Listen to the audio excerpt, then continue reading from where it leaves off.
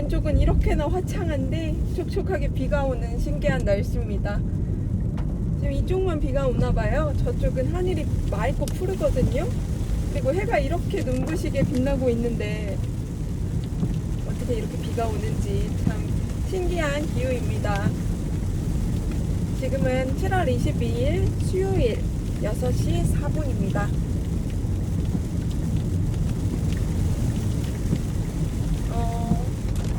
요즘에 비들이 많이 온다고 하는데 정작 제가 있는 곳은 비가 거의 안 왔어요. 그리고 잠깐 화장실 갔다 온 사이에 잠깐 비가 와 있다거나, 저는 실내에 앉아 있어서 비 오는지 몰랐는데 나가보니까 비가 온다거나 비가 와 있다거나 바닥이 젖어 있다거나 그랬지, 직접 비가 내리는 거를 보기는 참 오랜만인 것 같아요. 장마치고.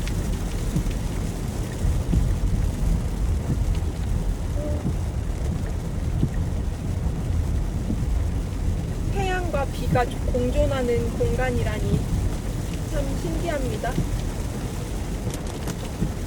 이게 빗소리도 녹음에 잘 들어갔으면 좋겠어요. 차 안에서 듣는 빗소리가 또 낭만이 있잖아요.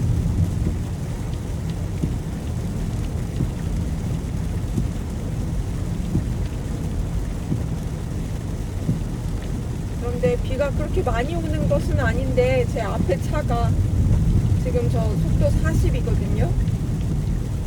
이렇게 늦게 갈 일인가? 여기 너무 코너 호불항길이고 여기 사고 다발 구간이라서 추월은 삼가도록 하겠습니다. 뭐 덕분에 천천히 비 맞으면서 낭만을 즐기죠.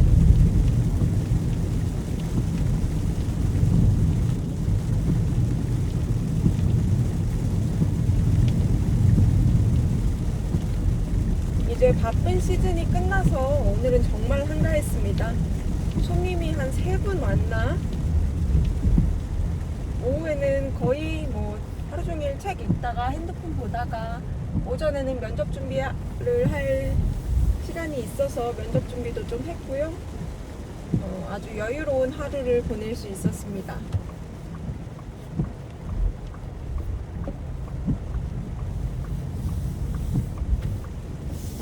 그래서 어저께 시작한 노인과 바다를 끝까지 다 읽을 수 있었는데요. 제가 어저께 노인과 바다 50% 정도 읽고 이제 퇴근 시간이 돼서 퇴근을 했거든요. 덮어둔 채로. 그래서 오늘 다시 시작했는데 60% 되니까 서행하세요. 책이 끝나더라고요. 과속 방지턱이 있습니다.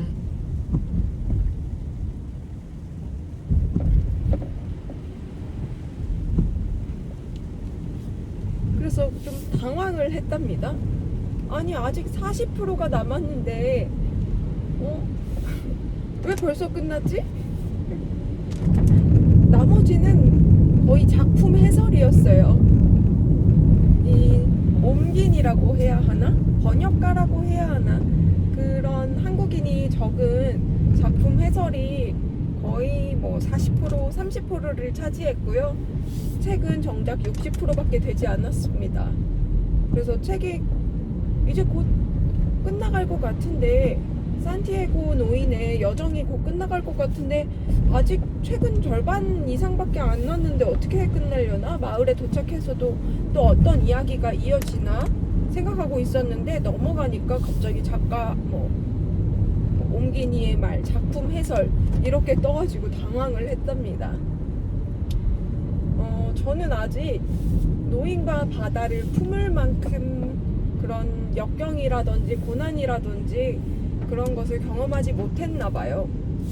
이 작품이 왜 그렇게 평단의 극찬을 받았고 노벨상을 탔으며 사람들이 역시나 고전이다 이렇게 칭찬을 하는지 아직 크게 와닿지 않았습니다. 그냥 그 낚시하는 그 처절함, 노인이 울부짖으면서 패배할지언정 파멸하지 않는다. 아니죠, 반대입니다. 파멸할지언정 패배하지 않는다 라며 울부짖는 그 노인의 역경과 고난, 그리고 상어 때의 출몰, 이런 장면들을 보면서 그냥 손에 땀을 쥐게 하는 것까지는 아니고 현장에 있는 듯한 느낌을 많이 받긴 했거든요. 하지만 내가 이거를 다시 읽을까? 라는 질문에는 글쎄 내가 그 정도의 감흥을 받지 못해서 라고 얘기할 것 같습니다. 하지만 저의 지금의 때와 그 노인과 바다라는 책이 어울리지 않는 시기일 수도 있고요. 아니면 제가 좀 더 깊어진 다음에 그 책을 읽으면 또 다른 부분을 발견할 수 있지 않을까라는 기대를 해봅니다.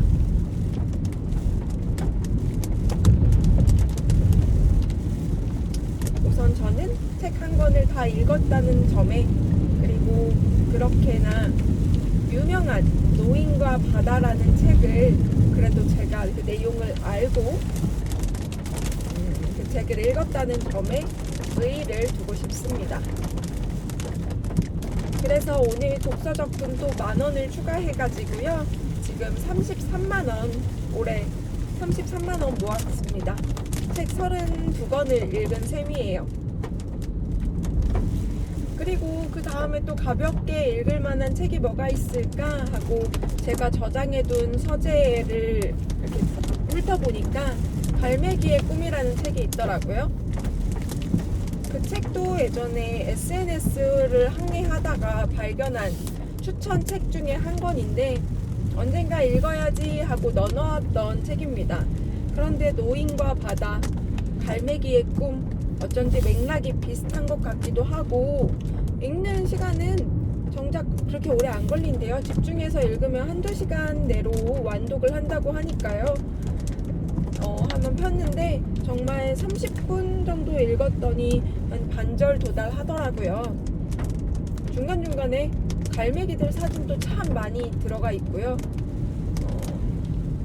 여기 주인공 조나단이라는 갈매기의 이야기로 시작했던 책입니다. 그래서 오늘 절반쯤 읽고 내일 면접 끝나고 나머지 절반을 읽도록 하겠습니다. 내일 면접을 가느라 연차를 썼잖아요. 그런데 면접을 보러 간다고 우리는 말할 수 없죠. 지금 현재 포함된 조직이에요. 그래서 저도 거짓말을 쳐두었는데 오늘 내일 잘 하고 와요 이렇게 얘기를 하시는 게 그게 제 거짓말인데 이제 저희 상사분은 그게 진짜인 줄 아시고 잘 갔다 와요, 잘 쉬다 와요 하는데 괜히 마음 한켠이 좋지 않더라고요. 참 사람이 나쁜 사람이면은 저 역시도 거짓말하는 게 전혀 죄책감이 들지 않았을 것 같은데 사람으로선 좋으신 분이라서 그렇게 거짓말을 하는 것에 대해서 좀 마음이 한켠이 많이 불편했습니다.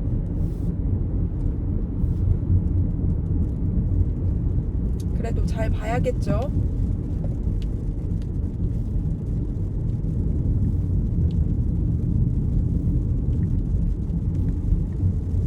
정에 이끌려서 저의 인생을 결정할 수는 없으니까요.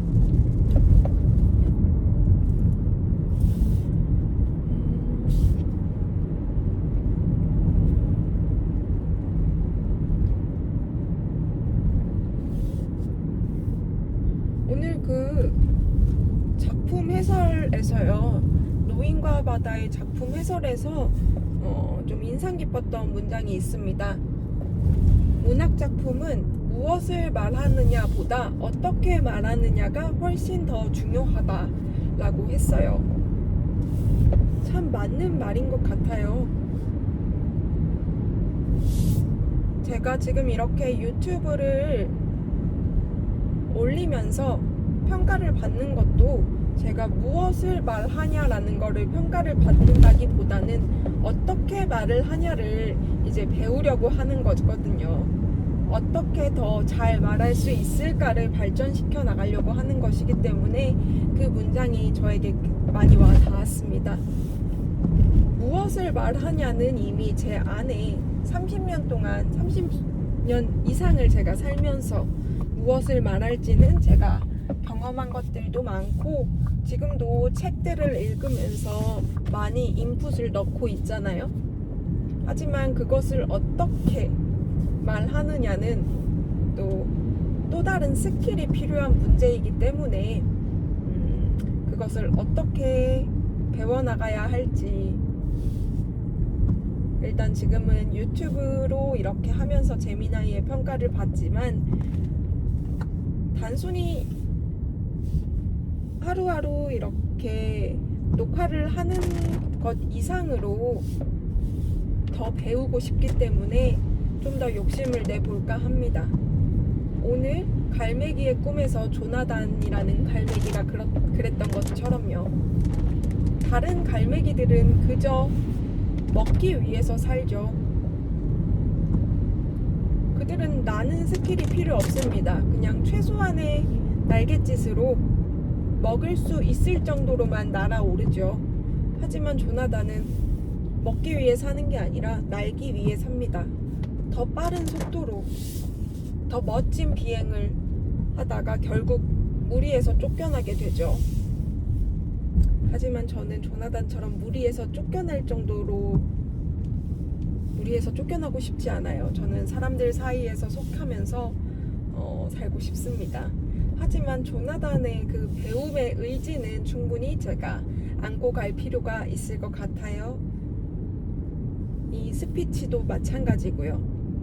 어떻게 하면 더 배울 수 있을까? 어떻게 하면 더 잘할 수 있을까? 끊임없이 고민하고 노력해야겠습니다.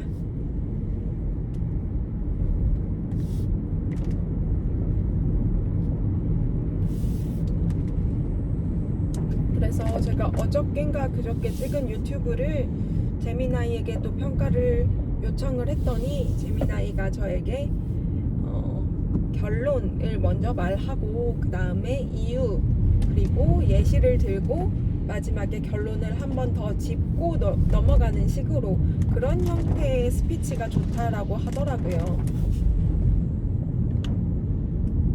저는 지금 일단 말하다 보면은 그냥 꼬리에 꼬리를 물고 얘기가 이어지고 있는데 재미나이가 말한 것처럼 주제가 주어지면은 그것에 대한 결론, 제 의견을 먼저 제시를 하고 그것에 대한 근거, 또 예시, 그리고 다시 주장을 한 번 더 확인시킴으로써 그렇게 스피치 실력을 키워나가 보겠습니다.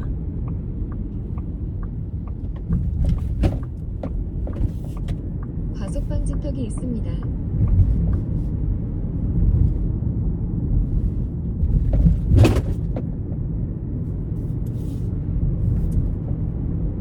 그래도 제가 제 거 영상 최근 거를 한두 편 이렇게 막 건너뛰면서 보긴 했는데 예전에는 턱을 이렇게 쳐들고 운전을 하던 거에 비해서 많이 턱이 내려갔더라고요. 그렇게 불과 지금 1주, 2주도 안 됐는데 많이 개선된 모습에 조금씩 개선되고 있는 모습에 스스로 만족을 하고 있습니다.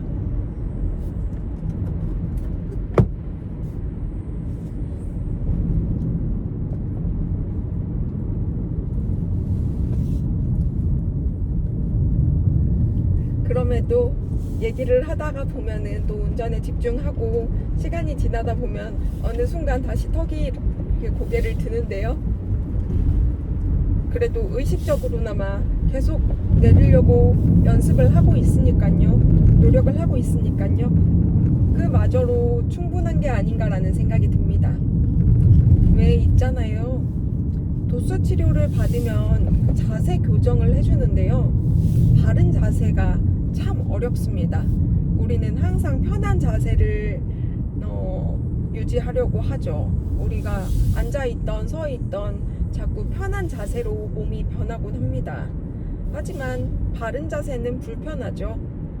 우리가 계속 바른 자세로 서 있고 앉아 있고 바른 자세로 잠을 자고 한평생 그럴 수는 없겠죠. 다만 의식적으로 바른 자세를 잡으려고 노력은 할 수 있겠습니다. 그런 것처럼 말이죠. 역시 이 턱을 아래로 당기는 것도 역시 바른 자세를 잡기 위한 것 중에 하나니까요. 저는 꾸준히 의식적으로 턱을 아래로 당기겠습니다. 다만 걸리는 것이 있다면 턱을 이렇게 당기면 여기 과속 방지턱이 턱살이 있습니다. 도드라지니까 그게 문제예요. 이거는 리프팅밖에 방법이 없는 걸까요? 제 친구가 아주 날씬한 친구가 있는데 그럼에도 불구하고 턱살은 있더라고요. 아무리 날씬해도 좀 치외복검처럼 뺄 수 없는 부위들이 있잖아요. 턱살, 저의 경우에는 여기 팔뚝살, 그리고 허벅지 과속 안쪽살, 방지턱이 있습니다. 그리고 아랫뱃살. 와, 그 부분은 제가 47kg, 45kg까지 살을 빼도 사라지지가 과속 않거든요. 방지턱이 있습니다.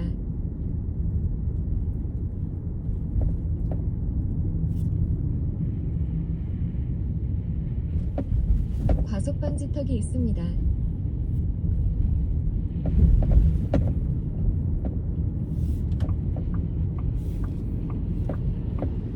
과속 방지턱이 있습니다.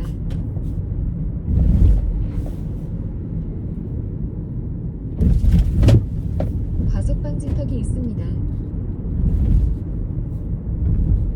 저도 살을 열심히 빼면 허벅지 안쪽 살이 붙을 줄 알았어요. 과속 방지턱이 있습니다. 허벅지 안쪽 살이 사라져서 거기가 떨어질 줄 알았어요. 제가 한때 이제 우리 20대 때 그때는 뼈말라가 유행이었단 말이죠. 요즘에는 건강하고 탄탄한 몸매가 좋다고 하는데 그때는 그저 마른 사람이 칭송받던 시기였어요. 여자 키가 뭐 160이든 170이든 무조건 45kg. 그게 이상적인 몸무게였죠. 입었을 때 옷이 제일 잘 받는 몸무게. 그래서 모든 친구들이 다이어트에 목숨을 걸었어요. 지금도 마찬가지인 것 같아요. 뭐 더 나은 의학 기술들이 많이 나와서 위고비, 마운자로 이런 것들이 성행을 하고 있긴 한데 그때도 지금과 크게 다르지 않았습니다. 오히려 더 심했죠. 저도 그때 다이어트 한답시고 그 한약 다이어트를 해본 적이 있거든요. 한약을 먹으면은 식욕이 억제가 되면서 살이 빠지는 건데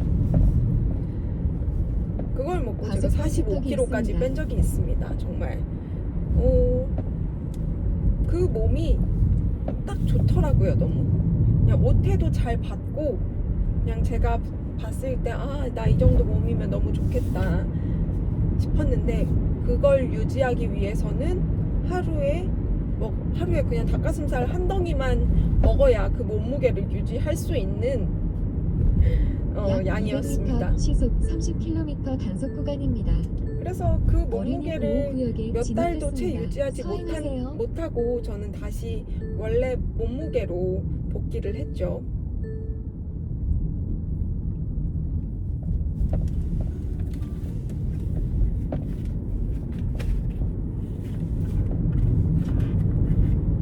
근데 그 한약 다이어트가 그 한약을 먹으면 입에서 침이 마릅니다. 침이 말라서 뭘 먹고 싶다는 생각이 정말 들지는 않아요. 근데 부작용이 있다면 이따금씩 손이 좀 떨린다는 거. 그리고 입맛이 없는 것일 뿐이지 뭘 안 먹고 싶다 과속 방지턱이 있습니다. 이 정도까지는 아니었어요. 그냥 뭘 먹고 싶다가 많이 줄어들긴 했지만 그래도 식욕 억제를 해야 했습니다. 먹을 것도 잘 참아야 했고요. 또 그만큼 운동도 같이 병행을 해야 했습니다. 사실 약을 굳이 안 먹어도 그만큼 먹고 그만큼 운동하면 살이 빠졌을 거예요. 다만 약이 도움을 준 게 있다면 입에 침을 말림으로써 어떤 뭘 먹고 싶다라는 느낌이 과속 방지턱이 있습니다. 들지 않게 하는 거였죠.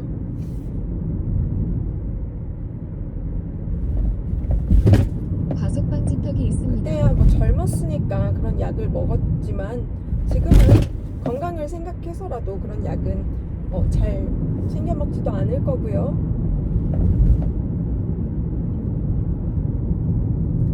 그냥 지금 좀 더울 때 입맛이 없다라고 느낄 때 이럴 때가 다이어트 적기다 라고 생각하면서 좀 식욕을 조절하고 있습니다.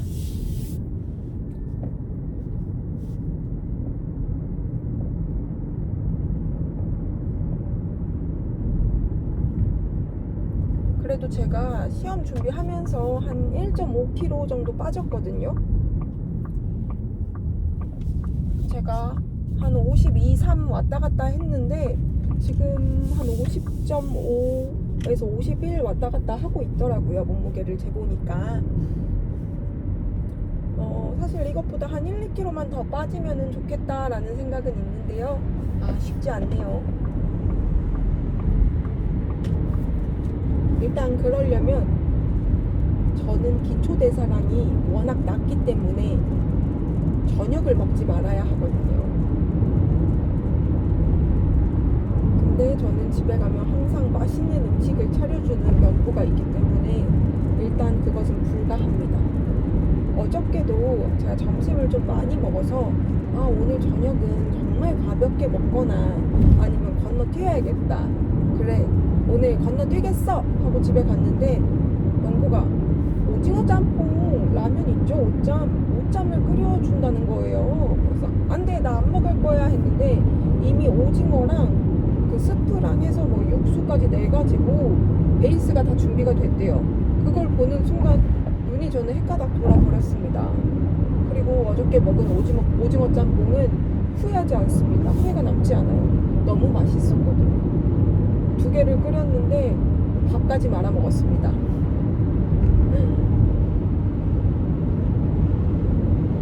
그래, 그렇게 먹어서 찐 살은 억울하지 않습니다. 다만 저는 가끔 그런 음식들이 있어요. 이거를 먹고 살이 찌는 게 억울해서 안 먹는 음식들이 있긴 해요.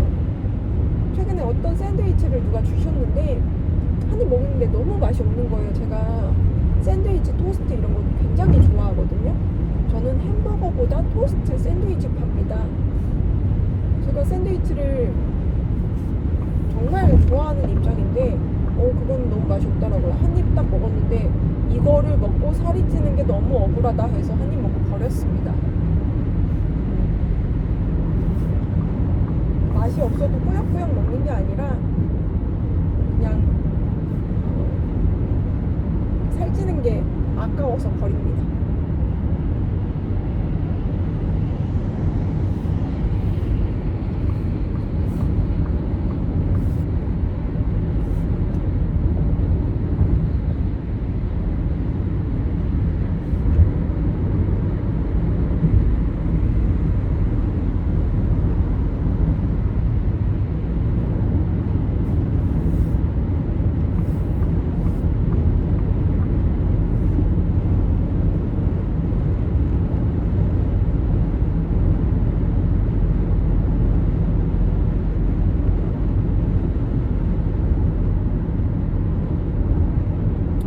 방금 어떤 생각을 했냐면요.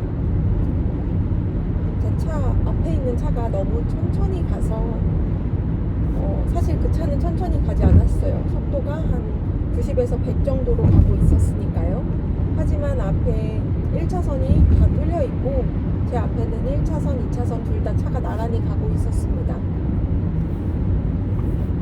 그래서 앞에 차가 없는데 왜 1차선을 가로막고 있는지 그거에 대한 약간의 예민함이 또 발동을 했어요.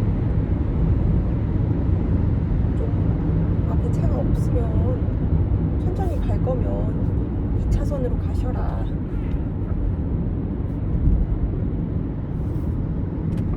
하지만 하지만 제가 그렇게 생각하고 그걸로 어떤 감정을 불러일으켜 봐야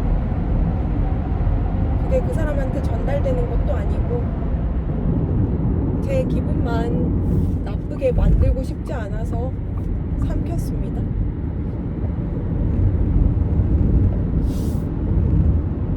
별로 이해를 하고 싶지도 안 하고 싶지도 않고 그냥 없던 일, 흘러가는 일처럼 그냥 저기 흘러가는 구름들처럼 말이죠.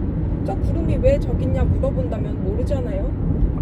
그런 것처럼 저 차가 왜 1차선을 가로막고 있냐, 그냥 그 차가 거기 있는 것일 뿐이죠. 그걸로 제 감정을 상하게 두진 않을 겁니다. 하지만 또 다른 차가 그렇게 막고 있으면 전 또 예민함이 또 발동을 하겠죠. 그러면은 그때면 그래, 구름이 왜 저기 있는 건지 모르는 것처럼 저 차도 왜 저기 있는지 모르겠다 라고 생각을 해야겠네요.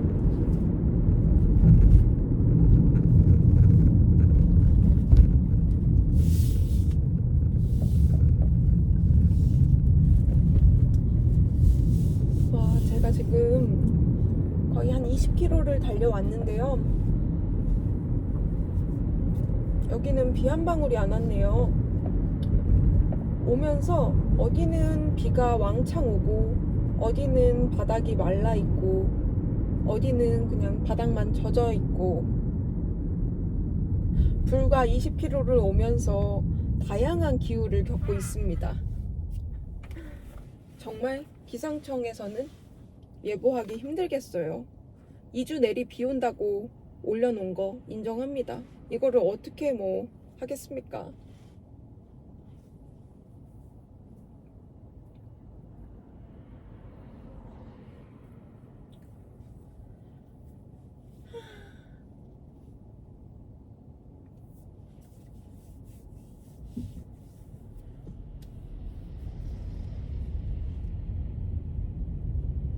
오늘은 제가 검정색 폴로티를 입었는데요. 이것도 폴로티를 그래도 좀 좋아하는 편입니다. 저한테도 잘 어울리기도 하고 뭐 격식 있는 자리든 아니면 출퇴근복이든 그냥 가볍게 입고 나가든 어느 상황에도 잘 어울리는 옷이더라고요. 활용도가 높다고 할 수 있겠죠. 그래서 즐겨서 입습니다. 한창 어디 여행 갈 때 엄마 아빠가 여행 갔을 때 그냥 폴로티 같은 거 있으면은 하나 아울렛 같은 데 들려서 사다 달라고 해서 뭐 받은 것도 있고요. 제가 그냥 한 벌씩 산 것도 있고 한 몇 년을 입어도 유행도 안 타고 좋습니다. 그냥 그때는 가격이 비싼가 했는데 몇 년이 지나도 입을 수 있는 거니까 싼 거 몇 벌 사는 것보다는 훨씬 나은 것 같긴 해요. 저는 그런 거 있죠. 그런 유행 같은 요즘에 굉장히 디자이너 브랜드라고 해서 많이 나오잖아요. 기억나는 거는 많이 없긴 한데 맛땡킴 뭐 이런 것들 그런 거 유행할 때도 다들 그런 거 너무 예쁘지 않아요? 이거 사야겠어요 이러는데 별로 사고 싶은 생각이 안 들었어요. 저는 좀 클래식한 걸 좋아하거든요. 오래된 거, 폴로 이런 거 있죠. 같은 값이면 저는 폴로를 살 것 같은데 아닌 사람들이 있더라고요. 그래서 그런 것들을 안 샀는데 안 사길 잘했다. 지금 유행 다 뭐 없잖아요.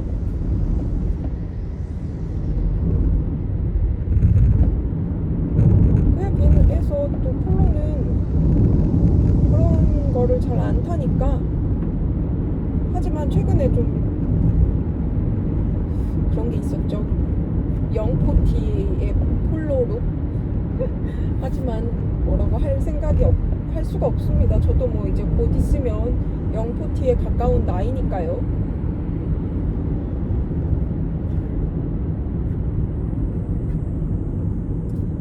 아무튼 그래서 폴로를 꾸준히 사왔고 폴로를 약 좋아합니다. 600m 앞 시속 80km 과속 신호 위반 단속 구간입니다.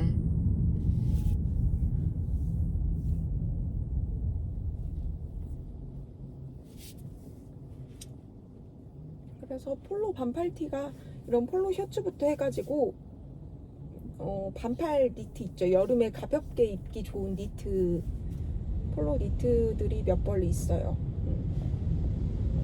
저는 또 셔츠 같은 거는 안 어울리더라고요. 아니, 셔츠가 어울리긴 하는데 셔츠는 보통 바지에다가 셔츠를 넣어 입잖아요. 근데 저는 아랫배가 있기 때문에 좀 넣으면은 계속 배에 힘줘야 되고, 아니면 며칠 전부터 식단을 해야 좀 입을 수 있기 때문에 셔츠는 좋아하는데 많이 사 입진 못한다. 활용도가 그만큼 좋지 못하다. 오히려 니트가 잘 어울리는 편입니다. 그래서 겨울옷을 좋아해요.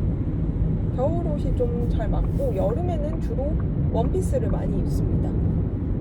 그런 게 있더라고요. 요즘에 웨이브 체형, 스트레이트 체형, 내추럴 체형 이런 게 있는데, 저는 제가 그래도 허리가 얇은 편이라 웨이브 체형인 줄 알았어요. 근데 그 허리가 짧은 체형은 스트레이트 체형이라고 하더라고요. 그리고 가슴부터 이렇게 손 한 뼘을 이렇게 뒀을 때 배꼽이 손 마디 안에 들어오면 스트레이트 체형이고, 안 들어오면은 뭐 웨이브 체형이고, 뭐 이런 전문가들의 판별법이 있었어요. 근데 저는 충분히 배꼽이 안으로, 손 안으로 들어오거든요. 그래서 좀 허리가 짧고 다리가 전 다리가 길다고 생각을 해본 적이 없거든요. 엉덩이가 긴 것 같아요. 그렇기 때문에 원피스 같은 거, 허리가 좀 잘록한 원피스를 그동안도 선호해왔고 많이 입기도 했고, 제가 가진 원피스들은 거의 다 이렇게 허리를 잡아주는 원피스거든요. 그래서 제가 그냥 제 몸매 그리고 저한테 잘 어울리는 옷들로 잘 사놨구나. 전방의 연속으로 내가 과속 스스로 방지턱이 내가 있습니다. 무엇이 어울리는지를 알고 있었는데, 그것을 이제 나중에서야 그런 분석들을 통해서, 아, 나는 내가 스트레이트 체형이라서 내 허리가 짧은 거였구나, 그래서 내가 이런 옷들이 어울렸구나 라는 거를 알게 된 거죠. 먼저 경험한 후에 어떤 이론이 맞춰져 가는 것이 참 신기하더라고요. 마치 우리 쿨톤, 웜톤 그런 것도 마찬가지고요.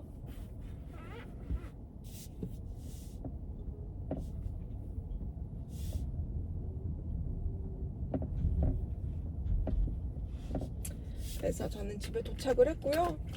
이제 좀 자중을 해야 될 것 같아요. 유튜브 영상 올릴 때 영상 길이가 30분이 넘어가면은 업로드가 너무 오래 걸리더라고요. 아니, 아침에 업로드를 했거든요, 출근하고. 근데 지금 퇴근할 시간이 됐는데 아직도 안 돼 있어요. 이거는 뭐가 문제인지 모르겠습니다. 20분대는 그렇게까지 안 걸렸던 것 같은데 30분이 넘어가는 것들은 오래 걸리나 싶기도 하고, 아직 그 빨리 걸리고 오래 걸리는 거에 대한 기준을 잘 모르겠기 때문에, 그래도 이 올리는 게 은근히 신경이 쓰이더라고요.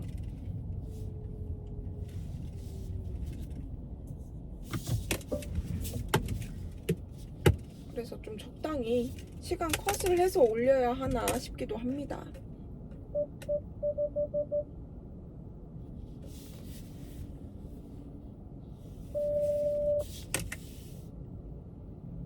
그래서 오늘의 영상은 여기서 끝!